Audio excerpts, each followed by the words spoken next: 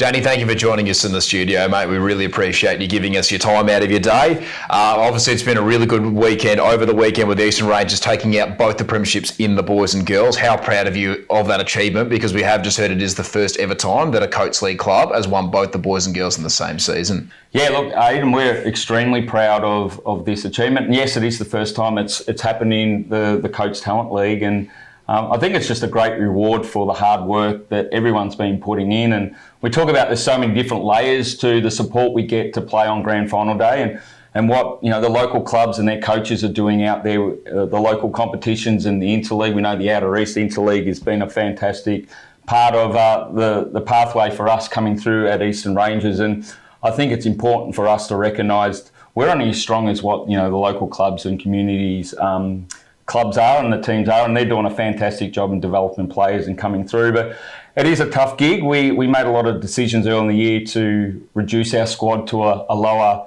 sort of number, and we normally sit around 45 to 50. So this year we went to about 40 players on our list, hoping that we'll be able to add players throughout the year. So there were some players that missed out this year in February when we made our cuts for our season, and it was a really tough one because some of those players are very good players, and we found some homes at other regions for them, but at the end of the day, it gave us the opportunity to bring in some kids from outside our program that were playing really well at local level. And Sully Roby, who's really is in the media at the moment, and he's hot topic.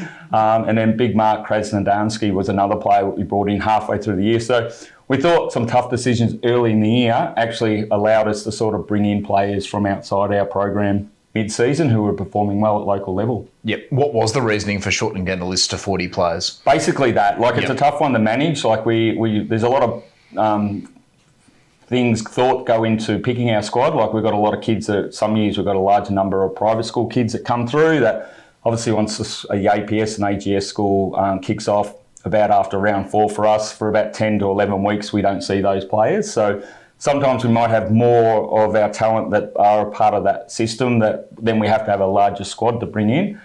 This year we thought, well, let's just see what transpires, because we know over the last couple of years we've seen some really good players out at local, and it's been really hard to get them in because we've had massive numbers sitting here on the training track. So we reduced it a little bit, both for the boys and the girls, and I think in the girls space we brought 2 or 3 girls in throughout the season who performed really well, and we've done it with the boys as well. So I think this year we'll probably look at the numbers again where we sit, and then see what growth we can find from outside our program. Yep. In both of these grand finals, we had 8 Outer East football netball players who were playing in those games. Can you take us through those players and just a little bit about their game styles? Yeah, well, in the boys' space, we had Archie Spencer, who is a Warrialic player, bottom major, a real tough nut. He's a coach's favourite. He'll go out and play his role each week. He had a huge final series for us. Marcus Krasnodarsky, I think the first 40, 50 games of his career was at the Gembrook Football Club. Yep. He's come through. He was a high-end basketballer that we picked on our squad last year, but he was part of national programs and state programs. But unfortunately, or fortunately for us, he missed out on an Australian basketball program early in the year, decided to go back to footy, and we've brought him back into our program. And also the third one was is Oscar Taylor, who is one of the draft bolters this year. He played a lot of his football, probably 100-odd games at Upwey Tacoma Junior Football Club. We've seen him come through the Interleague program. He is an absolute draft bolter, and we're really hoping that he'll go in that first round. Yep. And our girls, we've always had a really strong numbers from the Outer East program, especially in the girls' space. I know Mount Evelyn and a few of these clubs over the last few years have had great numbers come through and a lot of talent. And at the moment, Healesville Junior Football Club have got quite a few. So we've had Adelaide Caldecott and also Bridie Anderson. Yep. Came through and had huge games. They're calling Adelaide Caldecott, she took like a Leo Barry mark in a really important part of the game, time of the game.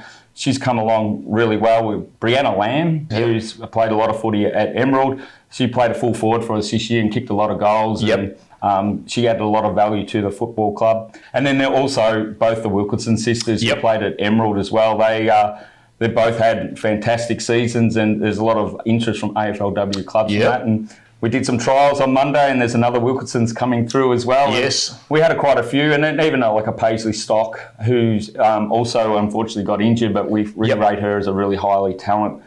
So she'll be coming through next year. She's got plenty of time. And as we said, we started our trials, and there's a lot of kids that are out there in the outer east that trialled very well the other day. So we're looking forward to seeing what that looks like moving forward. Yep. LJ and Jared have now been both coaching at the club for a little while. How important do you think their impact has been in getting the club some success? Oh, huge. Like, as I said, like Jared's had the pathway. You know, he's come into an Outer East interleague program, and then as an assistant coach, then took over as head coach, and then came into our under-16s program. And then now he's the head coach of our girls program here. So his growth, and to see him develop as a coach and as a person's been incredible. And the support he does, he puts everything into it, and there's no stone unturned. For Jared, he's and both of them have got the education teaching background, so they really know how to educate the players, the best way to sort of tap into them and get the best out of them. And LJ's the same, fantastic what she does. She can just set the week up for the players. It's a really clear message and clear role clarity around what the players have to do each week, and then she sets them up and gives them every opportunity. So you don't come in for 1 or 2 games and have to perform and you're out. Both of them will really give them an opportunity to find your feet at this level, and then hopefully make the most of it. Yep. The girls have gotten really close the last couple of years, just fallen a bit short. What changed the fortunes this year in getting the win? There's probably a little bit more luck. In like the previous years, we've had a lot of injuries. Like I think even we've lost the last couple of grand finals, but before that, we were probably in 2022. We had Bridget Deed, who was our captain, averaging 35 possessions a game. Yep. Gets drafted about 3 weeks before our final series, so she couldn't play. Alicia Pisano does an ACL. Mia Austin, who's a Carlton as well now, had a syndesmosis.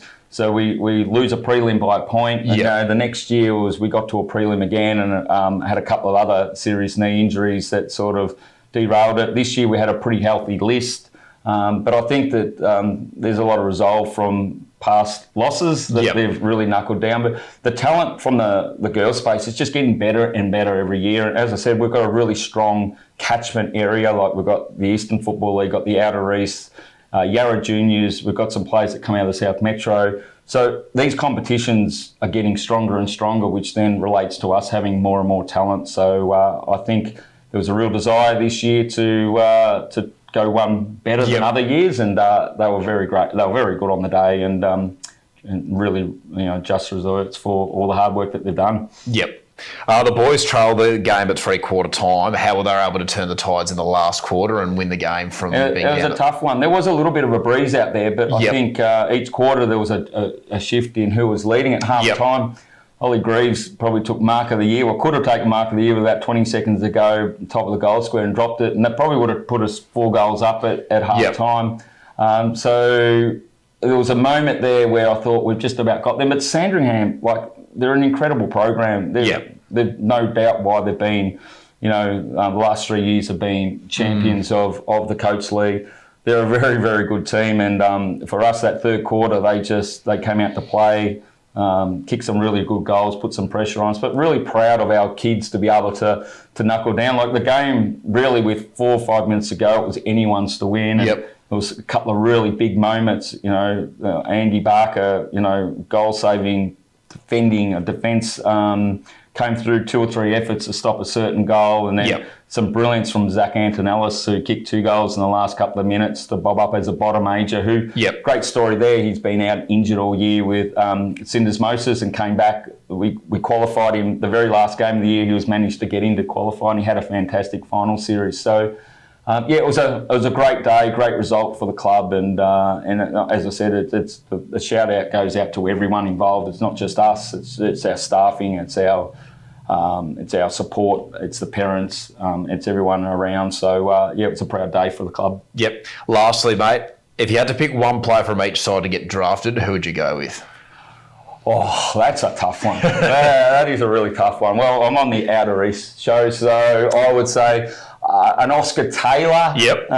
who obviously he's still playing some footy now at South Belgrade this year, so he's crossed over to South Belgrade and played some senior footy, but obviously played a lot of footy for Upwey. Really love what he's been able to do. He just takes the game on. He's got speed.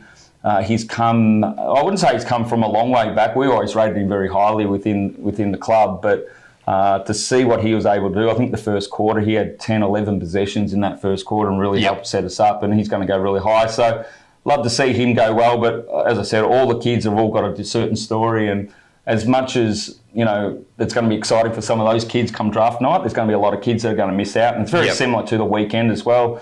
We had 40 players on our list. There was a lot of kids there that played, 10, 12 games of football this year that weren't in our team come finals time, and you really do feel for those kids. So a lot of them are bottom ages, so hopefully next year that they'll get the opportunity and we can be thereabouts next year. But and then from the girls program, it's a tough one. I'm trying to think. Where you're obviously the Wilkinson sisters that are a part of our program would be great. I think our captain in Taylor McMillan has been absolutely outstanding all the way through. She came in at a really high level as a 15-year-old, and she's come and her grand final was outstanding. So it'd be really great to see her. But as I said, all the girls have got and the boys have got some amazing stories. No one's really been gifted a game here. No one's guaranteed to be drafted, but a lot of these kids have really put the time and effort in. And it's going to be a long 2 months for them. They've got to wait. They've still got to get through their VCE and do their study. So that's where they're going to now. Some of the kids will go on to combines in the next couple of weeks. So it's a big time. It's a long wait, and it's a longer wait for the girls as well. I think the draft is in the middle of December, and I think the boys' draft's on the 20th of November. So a lot of time to go, and it's funny at this time of year, everyone will be rated where they think they're rated, and then 6 weeks later the ratings will change, and it's like, well, no one's played footy in 8 weeks, but somehow they're changing in where they're going to go. But we were really excited with what's going to happen over the next couple of months. Danny, thank you so much for joining us, mate. Congratulations on the successful 2025 and good luck for 2026. Thank you very much. All the best. Thanks.